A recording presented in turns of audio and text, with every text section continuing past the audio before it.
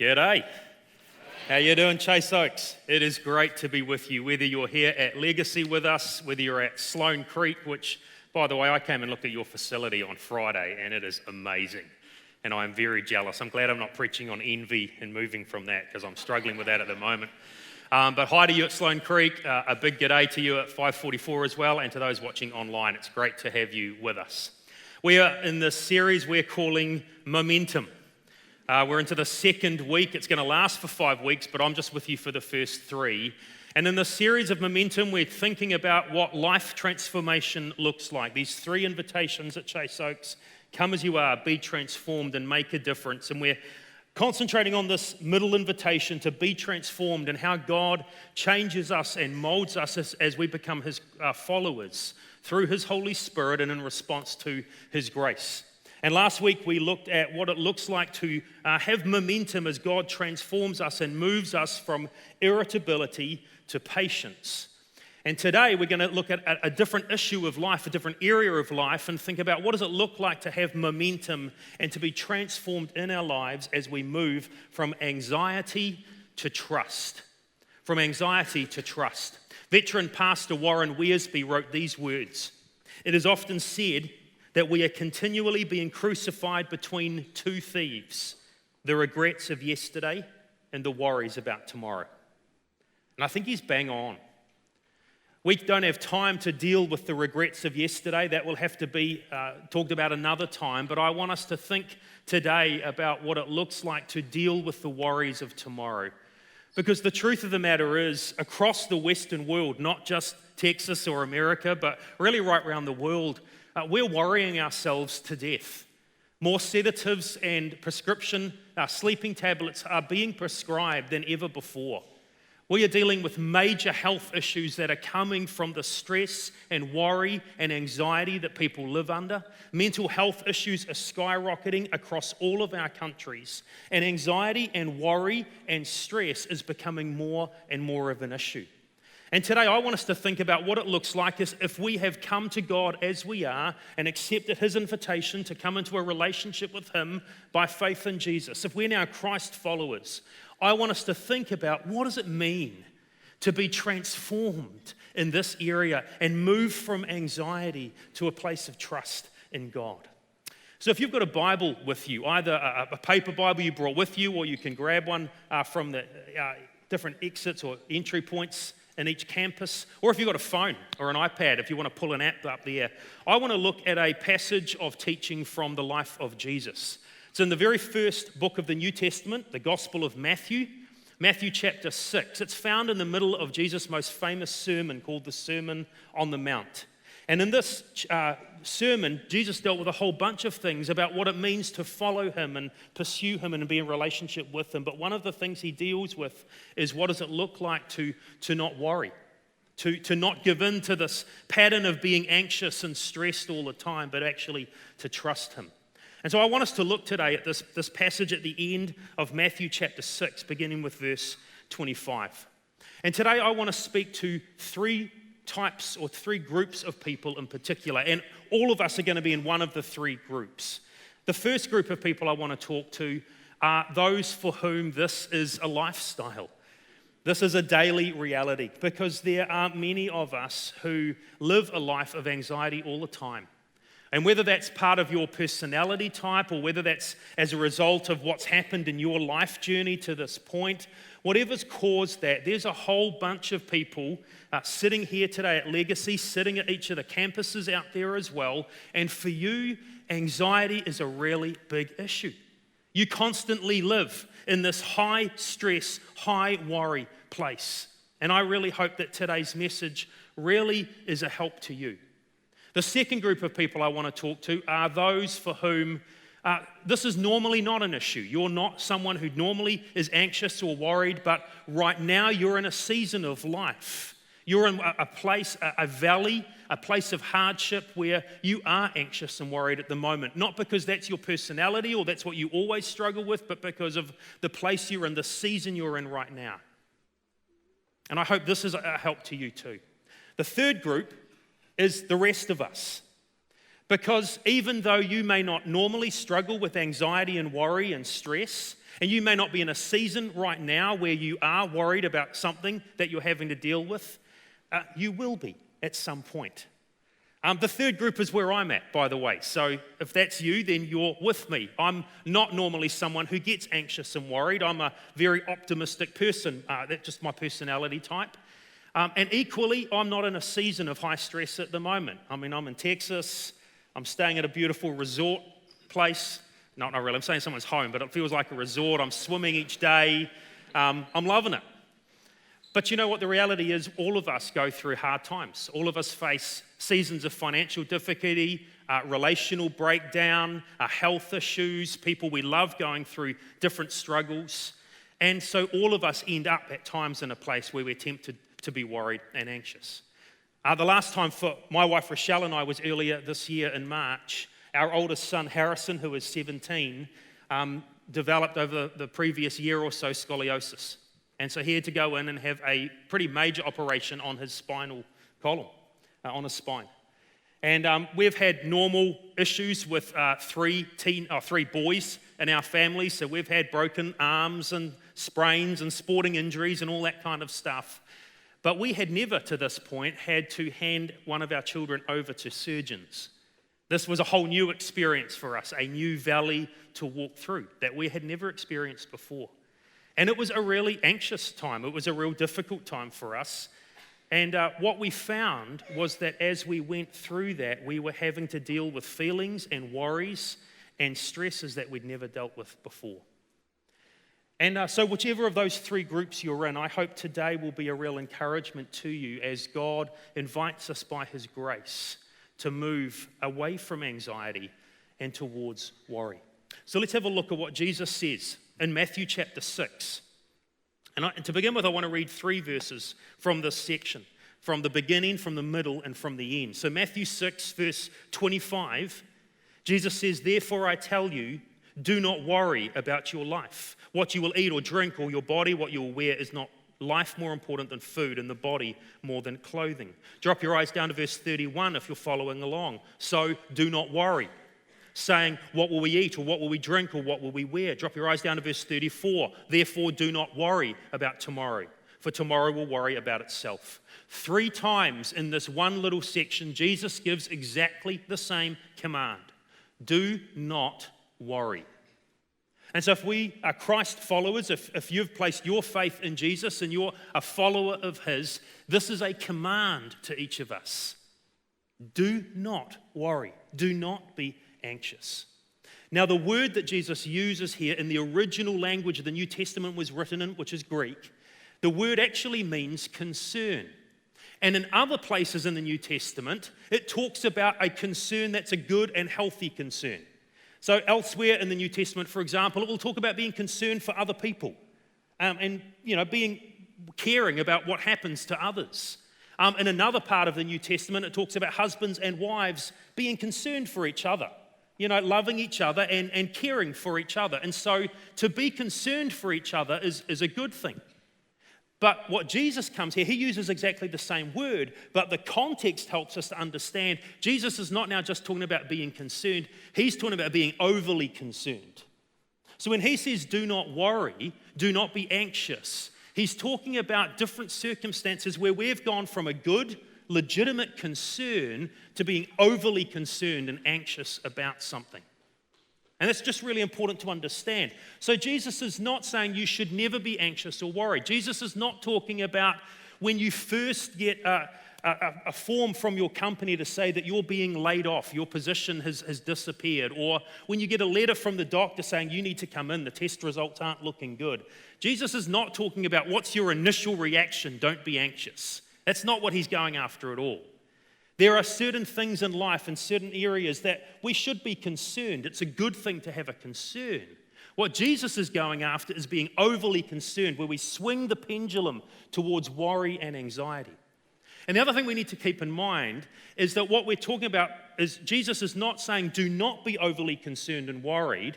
He's not swinging the pendulum all the way to the other end of the spectrum, which would be, if you remember the Lion King movie, Hakuna Matata. Remember that? What a wonderful phrase. Hakuna Matata ain't no passing phase. It means no worries. Jesus is not saying swing the pendulum the other way and have no worries. Jesus is not saying Hakuna Matata, because Hakuna Matata means you don't care about anything or anyone. So Jesus is not going Hakuna Matata, but he's equally coming to us and saying, don't be overly concerned and anxious. Have a legitimate concern. Look out for the needs, especially of others, but let's not worry.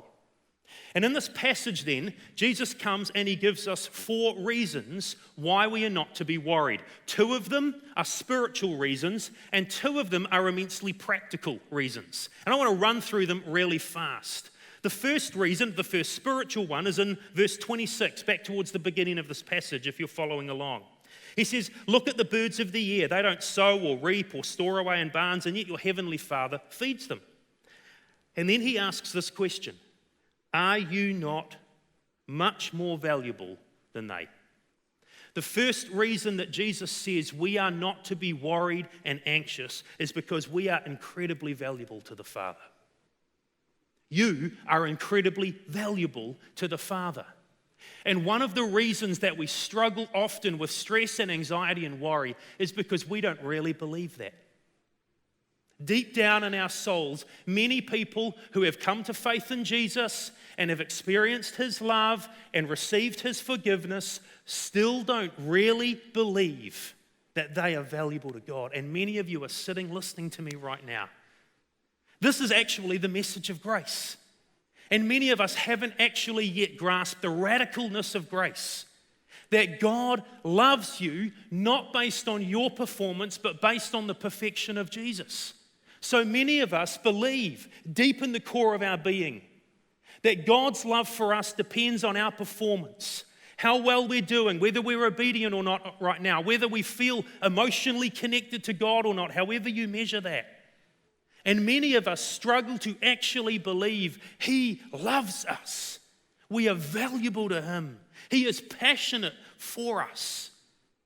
And Jesus is coming and saying the very first reason we are to let go of worry and anxiety in our lives is because we are incredibly valuable to the Father. If he cares for a little sparrow, don't you think he cares for you? And so many of us actually have to start there and grasp this beautiful reality that God really does love us and is passionately for us, and we are immensely valuable to him. That's the first reason Jesus says, don't worry, let it go. Second reason is in the very next verse, verse 27, and it's another question. Jesus asks, can any of you, by worrying, add a single hour to your life? This is more of a practical reason where Jesus is coming and saying, worry actually doesn't achieve anything. Just practically, worrying about something doesn't do anything to help that. If you're following along in a Bible or you've got this on a phone app, there's a little footnote to this verse. And if you push on that on your phone or you have a look at the bottom of the page on your Bible, you will see there's a footnote that says actually the alternate translation, or really what's the more literal thing Jesus said, was not adding an hour to your life. What Jesus literally said was, which of you by worrying can add a single cubit to your height? It's quite visual, isn't it? Do you honestly believe that if you worry enough, you can actually just grow a little bit more? Now, I love this, actually, this idea, because one of the guys on our staff team back in our church in New Zealand, his name is Mark, or you would say Mark. He is 6'6". So whenever I'm talking to my colleague, I'm getting a neck strain just trying to have to look up to the height that he said. And I love the idea that if I just worried enough about the height difference between us, that somehow miraculously overnight, God would just grow, my worry would just grow me.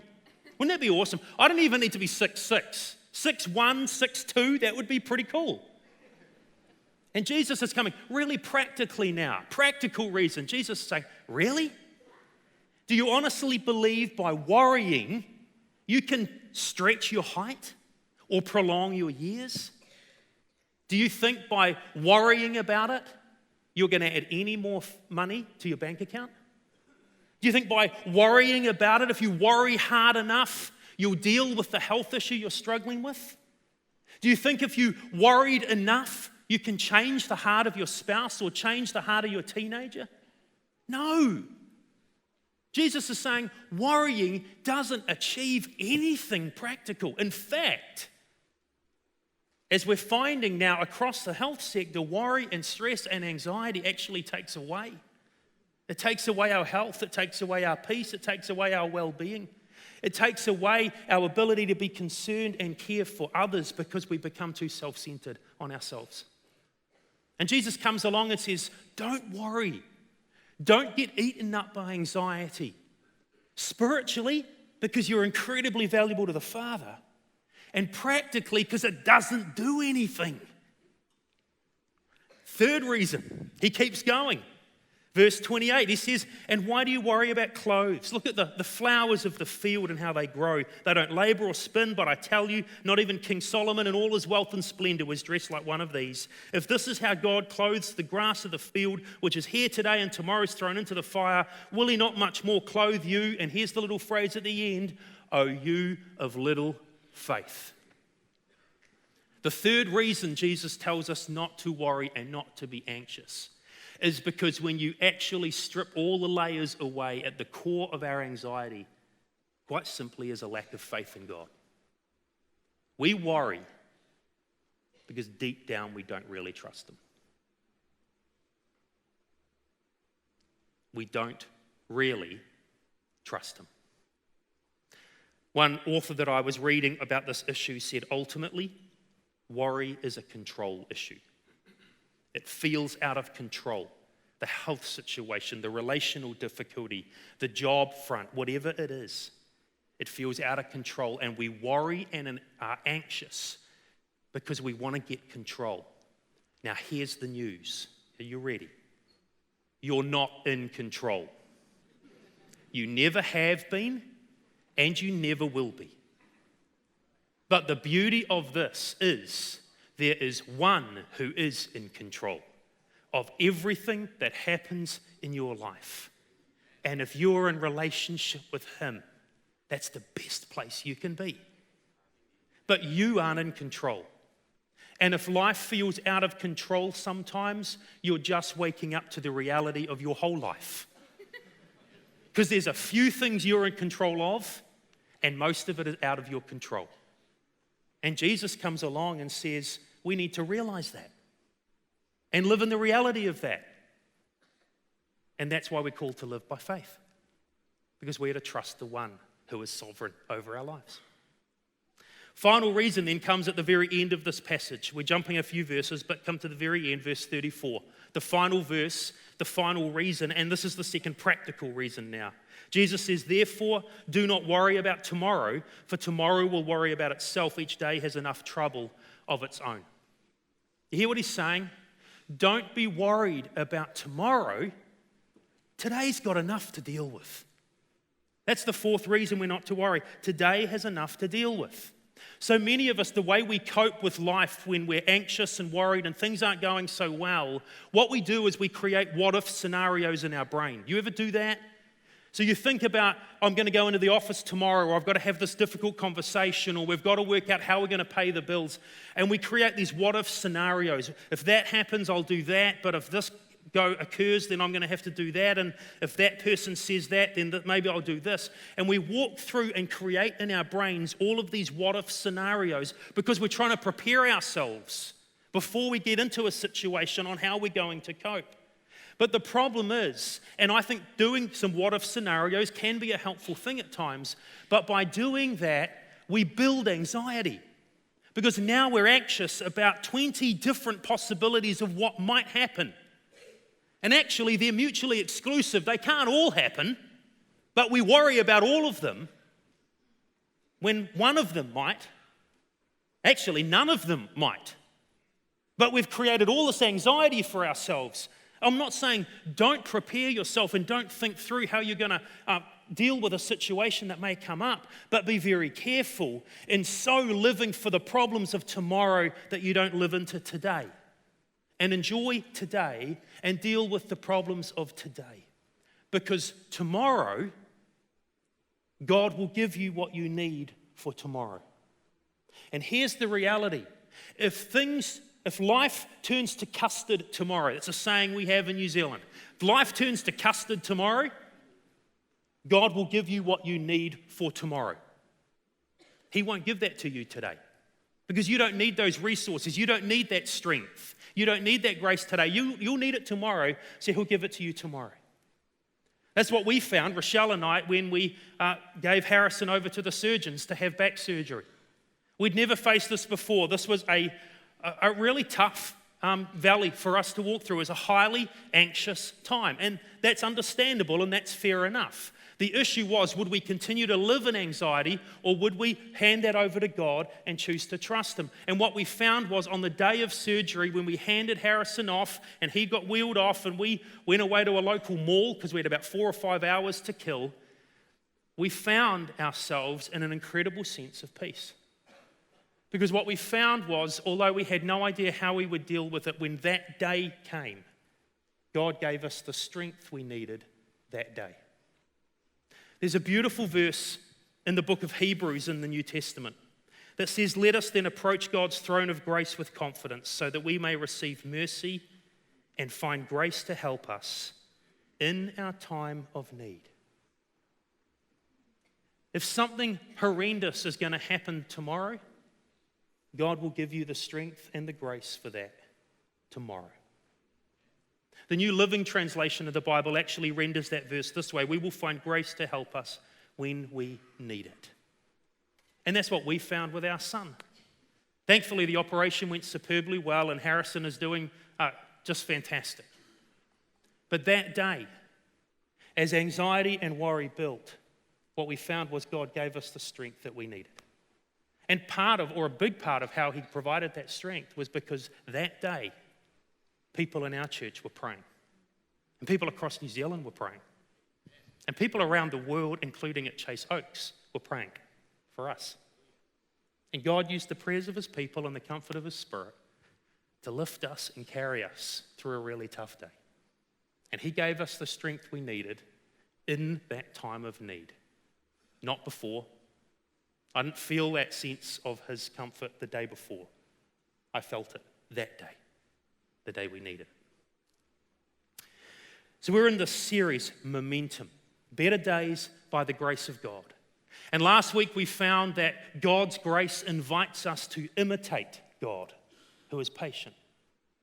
Grace invites us to imitate God. Well, today I want to suggest that grace invites us to trust God. In fact, I want to word it this way as the core idea for you.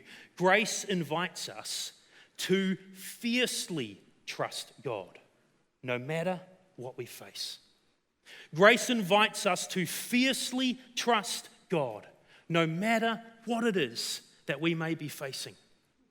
And I'm using that word fiercely trust God because I'm describing times in life where it feels like it's completely out of control and you don't know what you're going to do, and there doesn't feel like there's any way out of this valley you're in, and it's incredibly deep and dark. And those are the days we have to hang on to God fiercely with everything we've got. But that's what grace invites us to do, because in God's grace,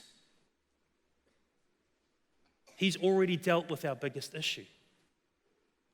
See, we were able to come as we are to God through His grace. And God has taken care of our biggest issue if we are Christ followers, which is our sin and rebellion and alienation from God. And if grace has taken care of our biggest issue, don't we think that grace can take us through, God's grace can take us through any other issue we face in life? That's what Paul said in the book of Romans chapter 8. "He who did not spare His own Son, but gave Him up for us all, how will He not also, along with Jesus, graciously give us all things?"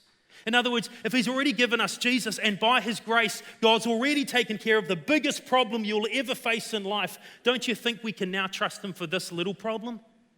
Now, I know it doesn't feel little. It feels huge. It feels like you're sinking, but it's not as big as the big problem God's already dealt with with His grace. So if we've trusted Him with our biggest single problem in life, which was our alienation from Him and our sin, can't we trust Him with anything else that comes? Veteran preacher Haddon Robinson words it this way. I love this. Listen to these words. Some people have sufficient faith to believe God will get them to heaven, but not enough to believe he'll get them through the next 24 hours.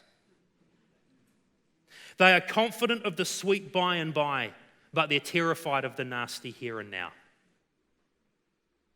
And Haddon's bang on. Grace comes and invites us. I've taken care of the biggest issue you've ever faced. If you've come to me by faith, now will you trust me with everything else? God's grace invites us to fiercely trust him, no matter what we face. So how do we do that? What does it look like to really fiercely trust God, no matter what we may come up against tomorrow? As we finish, I want to use these two baskets here as an analogy of what this looks like. This basket over here, this bigger basket, this is God's basket. And all of these balls represent all of God's responsibilities, all of the things that God is responsible for that are in his basket. This is the stuff that he deals with. And in reality, God's basket is way bigger than this, but this will do. But all of the stuff in life that God is in charge of, not us, because he's ultimately in control, this is all of his stuff. These are his responsibilities. Over here, this is my basket, or your basket. It's way smaller, because there's not that many things that we can control. There's a few things that we're responsible for. So let's use an analogy, a case study. Let's say that the company you've been working for is in terrible trouble, and tomorrow you turn up at the office and you get the news you've been hoping wouldn't come, but your position is being laid off. The entire strand of middle management that you're part of, all those positions are going. You've lost your job. What does it look like to fiercely trust God? What it looks like is to recognize that there are a few things that you're responsible for, and everything else is in God's basket. What are you responsible for? Well, you're responsible. Well, you can update your resume and get that ready to go out. You can start looking for other jobs and maybe get your name out to some HR companies or human, employment agencies or whatever you guys call them. So you can do that. You can sit down with a friend and prepare for job interviews and get yourself ready. There's a few core things that you can do that you're responsible for. But there's a whole bunch of things that you've got no control over. They're in God's basket. How do you know that the person who's going to do your job interview is actually in a good mood that day?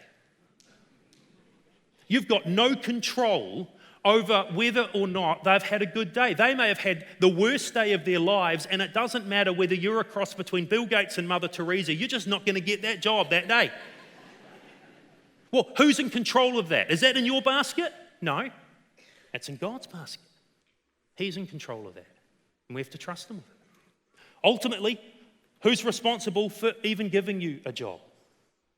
God is. That's in his basket. You can't control that. He hasn't put that in your basket. He's got that in his. And here's the problem. This is all the stuff we're in charge of. This is all the stuff we're in control. Do you know what anxiety is? It's in addition to all our stuff. Anxiety is coming over to God's basket and taking on the responsibility that is only God's and trying to put that in ours. And we worry and are anxious, not about the little things that he's asked us to do. We get worried and anxious because we take on responsibilities and issues that aren't even in our control, they're in God's. And we get anxious about stuff that actually rightly sits in God's basket. And moving from anxiety to trust is about learning these few things are what I'm in control of. Everything else is his. And I'm going to leave them in his basket. And I'm going to trust him to make that right. How do you do that? Well, I want to leave you with one verse from the book of 1 Peter, late in the New Testament. 1 Peter chapter 5, verse 7. Peter simply says, cast all your anxiety on him because he cares for you. Cast all your anxiety on him. Now, don't miss the second line, because that's grace. Because he cares for you. See, grace invites us to fiercely trust God no matter what we face. And grace comes along and says, cast all your anxiety on him because he loves you. What does that mean? What that means is if you're struggling with an issue, you're anxious and worried about something that actually is God's responsibility, it's God's issue to solve, it goes in God's basket, but you're holding it, you're taking on what is God's, to cast your anxiety on him. Can I suggest it's as simple as praying? And the prayer is, God, I am hanging on to a responsibility that isn't mine. I am worried and anxious about something I have no control over because actually it's in your basket. And so in prayer and by faith, God, I'm bringing it to you and I'm giving you back your responsibility. I recognize this is yours and I'm putting it in your basket. And then we walk away. And the problem is many of us do exactly that. And what have we done with the responsibility? We're still holding it. Because to cast our anxiety on God involves something else as well as prayer. It is praying that prayer and releasing that responsibility back to God. And here it is, the second part. It's leaving it with him. And it's that second part most of us struggle with. And that's the discipline we need to learn. There are some things, whether you've got health issues, whether your marriage is in trouble, whether you're in financial difficulty, whether you're concerned about your aging parents and what's going to happen to them, whether a friendship has gone south, there are a few things that you can do. The rest of it's in God's basket. And God says, stop worrying about my stuff. You deal with your basket and leave the rest with me. And he invites us to cast all of our anxiety on him, to put all of those things we're worried about back in his basket through prayer, and then leave that with him.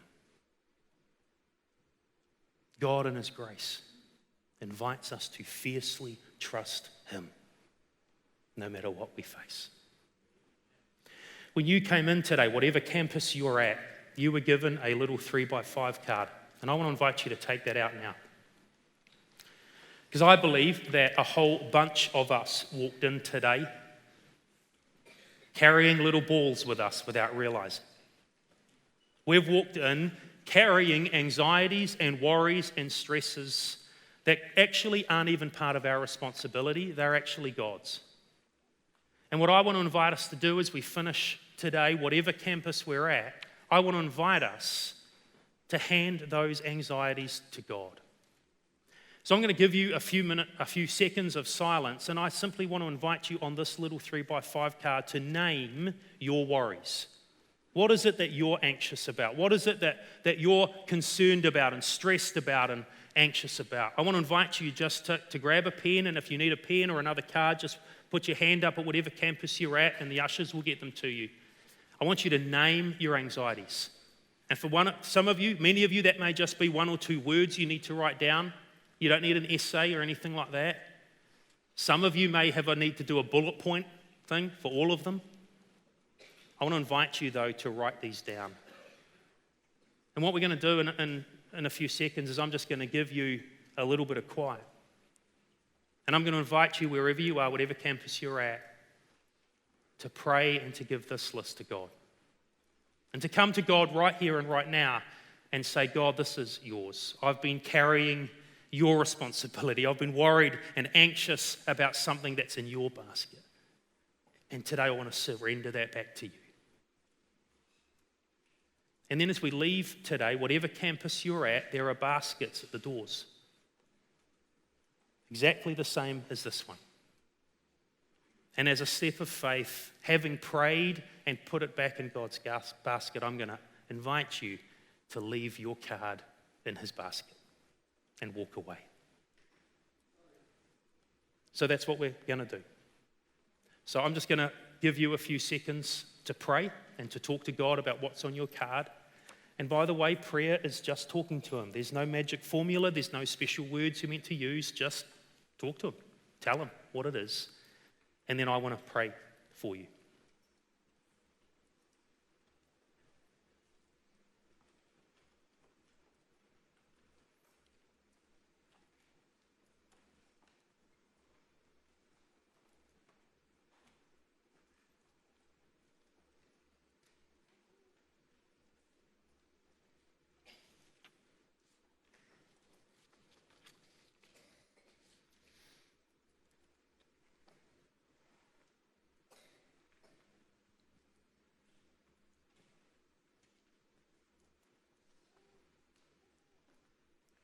God, we come to you today and we confess that we very easily get worried and anxious and overly concerned about stuff that's actually in your control and in your basket.